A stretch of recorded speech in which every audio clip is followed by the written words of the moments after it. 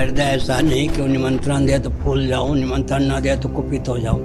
मैं छुई मुई नहीं हूँ, बहुत धैर्य है भगवत कृपा से।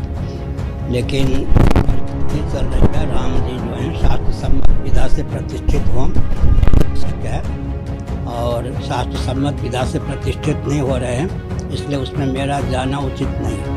कि जो मुहूर्त का ध्यान रखना चाहिए, कौन मूर्ति का स्पर्श करे, कौन न करे, कौन प्रतिष्ठा करे, कौन न प्रतिष्ठा करे। सुनो, स्कंद पुराण में लिखा है, जो देवी देवता की प्रतिमाएं होती हैं, जिसको श्रीमद् भागवत में अर्चा विग्रह कहा गया है, उसमें देवता के तेज प्रतिष्ठित तब होते हैं जब विधिवत प्रतिष्ठा हो। साथ ही साथ मान लो विधिवत प्रतिष्ठा हो जाए, पूजा आरती इत्यादि में अगर विधि का पालन न किया जाए तो देवी देवता का तेज तिरोहित हो जाता। गुड कंडक्ट बैड कंडक्ट तो आप जानते हो। और जब देवी देवता का तेज तिरोहित हो जाता है तो डाकनी शाकनी भूत प्रेत पिशाच उस प्रतिमा में प्रतिष्ठित होकर पूरे क्षेत्र को तहस नहस कर देते हैं। इसलिए प्राण प्रतिष्ठा, मूर्ति प्रतिष्ठा खिलवाड़ नहीं है। इसमें दर्शन, विज्ञान, व्यवहार तीनों का एकत्व, व्यापक अग्नि को घर्षण के द्वारा एक जगह व्यक्त कर दिया जाता है। वो दाहक प्रकाशक अग्नि तत्व होता है। इसी प्रकार व्यापक परमात्मा को मांत्रिक, तांत्रिक, यांत्रिक विधा से प्रतिमा में, अर्चा विग्रह मूर्ति में अभिव्यक्त करने की विधा दर्शन, विज्ञान, व्यवहार की दृष्टि से बहुत महत्वपूर्ण है। तो उसका अनुपालन उसी ढंग से किया जाएगा तो तेज का प्राकट्य होगा, तेज सबके लिए हितप्रद होगा, नहीं तो विस्फोटक हो जाता है। अगर 2 वर्ष बाद भी प्रतिष्ठा मोदी जी ही करते तो अभी मैं प्रश्न उठाता, शास्त्रीय विधा से मूर्ति का स्पर्श होना चाहिए, मूर्ति की प्रतिष्ठा होनी चाहिए। चारों शंकराचार्य वहां पर नहीं जा रहे हैं। कारण क्या है, क्यों नहीं जा रहे हैं? किसी राग द्वेष के कारण नहीं, बल्कि शंकराचार्यों का ये दायित्व है कि वो शास्त्र विधि का पालन करें और करवाएं।